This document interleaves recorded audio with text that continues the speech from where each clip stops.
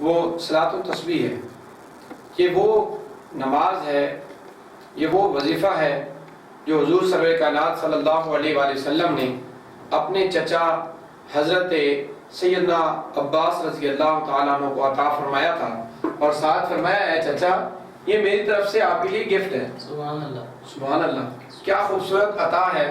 فرمایا چچا جان یہ آپ کے لیے ایک تحفہ ہے، ہو سکے تو اسے ہر روز پڑھے گا، اگر ہر روز نہ پڑھ سکیں تو ہفتے میں پڑھ لیجئے گا، اگر ہفتے میں بھی نہ ہو سکے تو کیا کریے کہ اسے مہینے میں پڑھ لیں، اور مہینے میں بھی نہ پڑھ سکیں تو سال میں ایک مرتبہ پڑھ لیجئے گا۔ اور کرم والا کرم حد فرما دی، اور آخر پہ فرمایا کہ چچا اگر کچھ بھی نہ ہو سکے تو کم از کم زندگی میں ایک مرتبہ ضرور پڑھ لیجئے۔ اس کا طریقہ کار علماء کرام بتاتے رہتے ہیں، آپ جہاں جہاں تشریف فرما ہیں یقیناً وہاں بتایا جائے گا۔ مختصراً میں عرض کر دیتا ہوں، یہ 4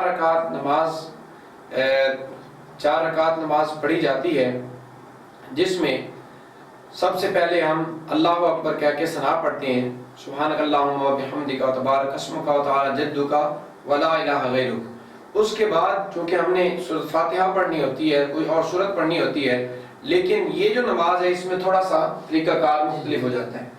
ثنا پڑھنے کے بعد 15 مرتبہ ہم ایک تسبیح پڑھتے ہیں، سبحان اللہ والحمد للہ ولا الہ الا اللہ واللہ اکبر، یہ 15 مرتبہ پڑھتے ہیں۔ پھر سورۃ فاتحہ اور کوئی سورت وہ کہیں سے بھی تلاوت ہو جائے۔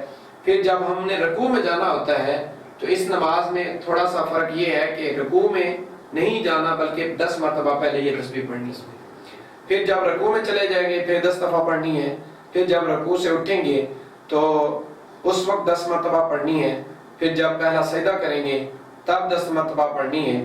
پھر جب سجدے سے اٹھ کے بیٹھتے ہیں جسے جلسہ بولتے ہیں، اس ٹائم 10 مرتبہ پڑھنی ہے۔ پھر دوسرے سجدے میں 10 مرتبہ پڑھنی ہے۔ ایسے یہ ایک رکعت میں 75 مرتبہ یہ تسبیح مکمل ہو جاتی ہے، سبحان اللہ والحمد للہ ولا الہ الا اللہ واللہ اکبر۔ تو اسی ترتیب سے 75 مرتبہ جب ہم 4 رکعت میں مکمل کرتے ہیں تو یہ تسبیح 300 مرتبہ ہو جاتی ہے، اور اسی طرح 4 رکعت کے اندر ہماری یہ نماز مکمل ہو جاتی ہے۔ تو آج کی رات